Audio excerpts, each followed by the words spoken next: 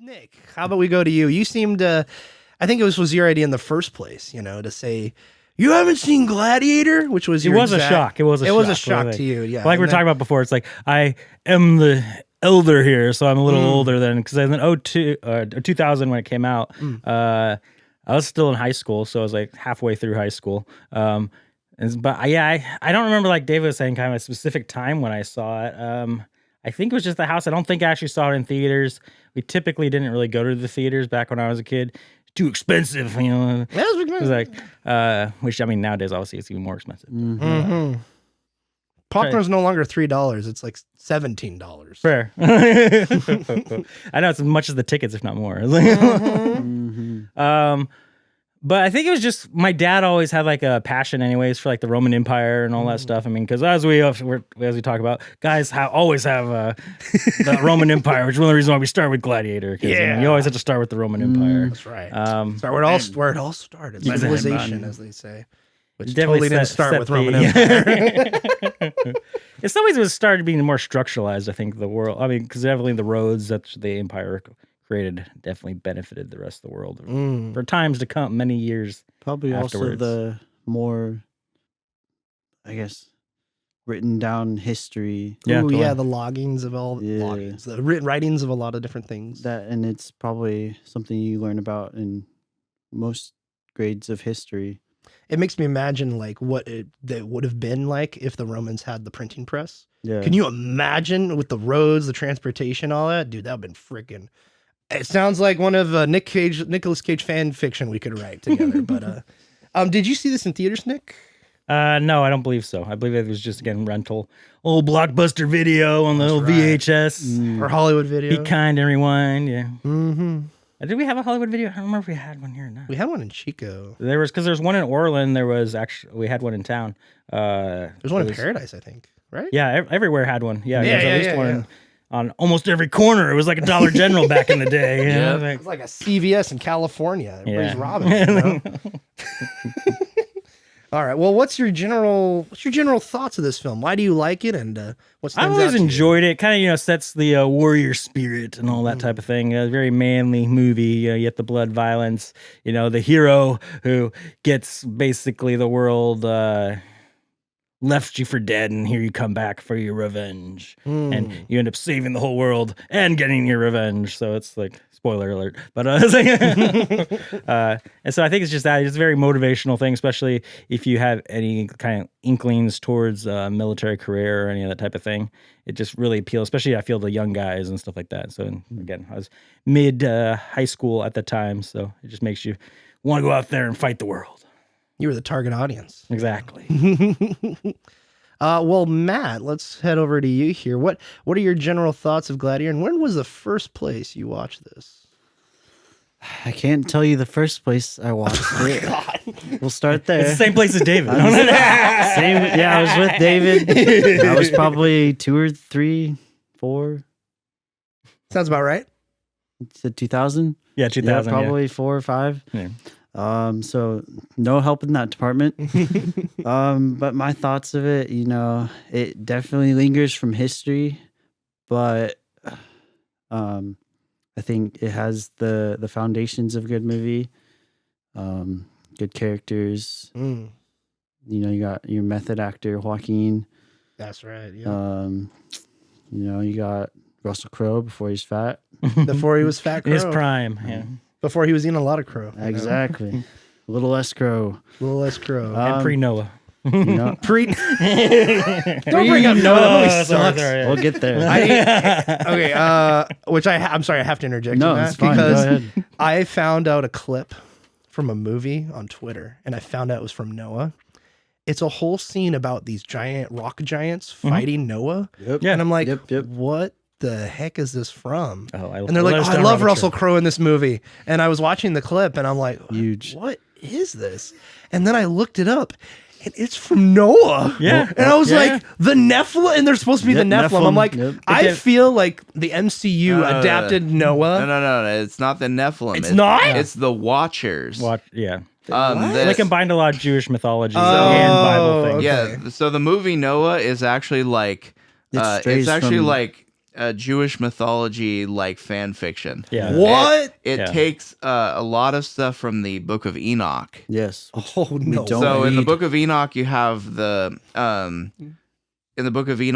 Watchers, which are supposed to be like these angelic beings. And for whatever reason, I think Nick mentioned something about like maybe possibly tying it in with the golem or whatever. Yeah. But they decided to make them rock creatures for whatever reason. They definitely The remind me golem of being Nephilim. another thing from Jewish mythology. Yeah. More medieval Jewish mythology, but yeah. Jewish mythology nonetheless. Yeah, because that's one of those things I can't remember. It might have been because we were playing Minecraft or something. I was looking at where golems come from or whatever like that. And they're from Jewish mythology. Which is interesting because even with all them like messianic history and stuff, I know I hadn't realized kind of all of the Jewish mysticism and stuff like that. Because there's a whole another sect and angle of that. I've always heard the guys bending the spoons and stuff like that, but with their minds. But I never follow up too much on their like fairy tales and all that type of thing. So Yeah, I mean, it's interesting stuff if you want to get into it, because one thing too is the Book of Enoch was extremely popular during the time that Jesus lived in. Yeah. It was a time of people basically had Messiah fever, and a lot of the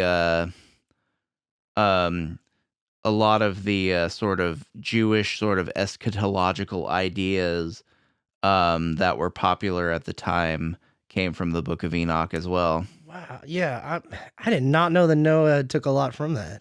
Dang. yeah, because I was listening to the Russell Crowe interview and he was talking about how they pretty much got any source they could of information from Noah from anywhere, and they kind of all combined it all into one movie. Wow. So You know what it the sounds idea like? they were going Sounds for. like a Marvel movie to me. Totally, Like, yeah. Somebody said, "I'm gonna make a Bible movie, but we're gonna base I it think off people of were describing this it as bit that and that originally. bit and all that kind of." Dude, I saw that clip and I'm like, "What is this? Like, why is he fighting rock monsters? What is? Why Goes is from Noah fighting rock Gauls to monsters? fighting golems. I was like, what is happening? I mean, that's one of the things. It's like, it's got to be a shock to the system if you've never read the Book of Enoch or even heard of it, Yep. or heard about what's in it. Yeah. You're like, what is that this? scene Yeah. probably is like, you have no reference for what that scene could Someone's on possibly some drugs be. when they Could wrote you this. imagine if like somebody took the whole youth group to go see that? Yeah. They're like, oh no, I'm sure a from the few flood, churches made that mistake. The dove, yeah. the final act's gonna be the water resides, the doves are coming together. It's gonna be great. No, he's on a mountainside fighting rock monsters. What? So anyway, It's like taking the youth group to Evan Almighty. well, speaking of Huge Almighty mistake. and that kind of thing, this movie's powerful. Like it's pretty dang good. My first time watching it was last week when we sat down and watched it. It was pretty. Now you gotta watch Noah. Now we gotta watch Noah. Yeah, maybe we should have A Russell Frankie Crowe marathon. and watch Gladiator. No, watch The Rock and Noah with him. There we go. I'm sure he'd love that. Shout out to you, Frankie. But yeah, I thought this was freaking powerful. I loved Russell Crowe in it. Apparently, like I was looking at some behind the scenes stuff, which we'll get into. But dang, there was a ton of really interesting stuff. The whole Oliver Reed stuff when he passed away during production was interesting. The writers, I think the guy who originally wrote it, the David Franzoni. So he penned the original script and stayed in long in the process when the movie came out, or when they were making the movie, I should say.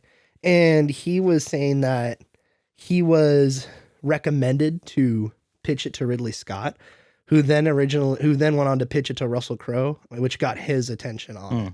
And I think I'll read in one of the trivia here, which might as well go through. I have a couple IMDb trivia stuff for you guys. Let's just hop right into it.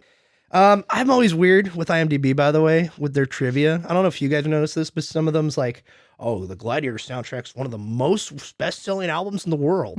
And I'm like, wait, what? And so I look at it, it's not even the top 15. And I'm like, oh, Well, maybe at the time they wrote the article, it was. yeah, maybe at the time it was. But dude, Titanic came out the year before, so it's like, Titanic would have beat everything. beat everybody, for like you know? a long time. And then before that was surprisingly The Bodyguard with Whitney Houston. People did love that soundtrack. It though. was sold like, 44 million. Yeah, and the one it was a below it, classic. I think it was like Grease or something, but the one at number Grease. 2 of all time was like a 35. So it like smoked. It smoked it. Dang. So anyway, speaking of Whitney Houston and people who are super talented, Oliver Reed died. That was terrible. I'm Breaking sorry. news. Breaking news. People who were talented and died. So not just in the movie, he died in Whitney real life. Houston too. and Oliver Reed Man. are pair and pair. So he died 3 weeks before they ended. Because Proxima was considered a key character, a clause in the movie's insurance contract would have allowed the filmmakers to reshoot all of Reed's scenes with another actor at the insurer's expense, about $25 million. Dang. That's like a quarter of the whole Wow. budget. However, most of the actors and crew were exhausted from the punishing schedule. And Sir Ridley Scott, it's funny how they call him Sir, but yeah, he's a Sir. Yeah, he's Ridley knighted. Scott did Yeah. not want to cut Reed from the movie. The script was rewritten and a body double and CG were used to give Reed's character a plausible resolution. What did you guys think about that scene? Just off topic real quick. Like Which the body part? double and the CGI. Yeah, we'll save it for that. Never mind. All right. So Anyway, next one. The opening battle scene was filmed in. Why did I copy this one? Let's move on. From the outset, Sir Ridley Scott In made it England. quite clear that this sword and sandals movie would not feature any of the genre's cliches of people lounging around eating grapes and drinking from goblets. He intended to create a more realistic vision of ancient Rome. well, at least if you're Gladiator circles. Yeah. Yeah. I mean, realistic is not exactly the word I would use for Gladiator. Yeah. I had a few issues. I mean, with it. sure, it's like there's no like mythological elements to it, but like realistic, it's Yeah. basically Roman Empire fan fiction. Yep. But were you not entertained? Yeah, exactly. Twice. Ah. Thrice. I can't believe the Africans took him from his home. Yeah. A man of his dominance. Yes. You think he would have like bodyguards or servants? Well, running you know, around? he They kind was- of killed them all. Yeah. I mean, his whole family and his whole Estate, estate was just like This still baffles my brain. Fair. William Nicholson had thought that his time on the movie was over when he returned home to England, only to receive a phone call almost immediately telling him that Oliver Reed had just died and that he needed to return to Malta to rework the script. Dang, that's crazy. So one of the writers went back right after he got home. Imagine selling that to, your significant other. Hey, honey, I have to leave again to Malta for another 3 weeks probably. So see you later. Over the course of the gladiatorial scenes, Russell Crowe lost all feeling in his right forefinger for 2 years after a sword fight. He aggravated an Achilles tendon injury and broke a foot bone, cracked a hip bone, and popped a few bicep tendons out of their sockets. That's pretty interesting. I was watching the behind the scenes on YouTube, and dude, they go hard in the fights. And you can see in the finished product too. Yeah, listen to the interview with him. He was talking about that's where he got a lot of his major injuries. He like went all out and like said all those fight scenes. And as they were saying here, all the different injuries he had, which still affect him to this day. And he's like, because in the interview, the person talked to him was like, "Well, do you know how you got that injury?" He's like, "Oh yeah, I know how I got that injury." You know what that reminds me of is Lord of the Rings, actually. Yeah. I've heard that Viggo Mortensen was people didn't like the people who played like the orcs and stuff didn't particularly enjoy the sword fighting scenes with him because apparently he would just go all out and beat the crap out of them. One of those actors who takes it literally. He doesn't, literally, yeah. doesn't pull his punches. And you hear now stunt people today saying to the actors, no, just hit me as hard as you can. And when they do, they're like, okay, stop. I was watching another behind the scenes, and Ridley Scott was directing the opening battle. Okay. And he was like, well, can't you just do this or something? And then he's like, no, we were going to do this. And then he chops him he slashes his chest, and then he falls back. He's like, can't you do something more graphic, like cut his effing head off? Like, this is great, Everyone does appreciate a good decapitation. And speaking of the director, initially Russell Crowe had no interest in reading the script. He was in the midst of working on The Insider in 1999, which is a freaking awesome movie we all need to sit down and watch one day. It's really great political thriller, and was completely focused on his portrayal of his main character in that film, Jeffrey Wingard. He was eventually persuaded otherwise by Michael Mann, who was directing The Insider, and he passed him the script from Ridley and told him he ought to take this Ridley Scott thing a bit more seriously.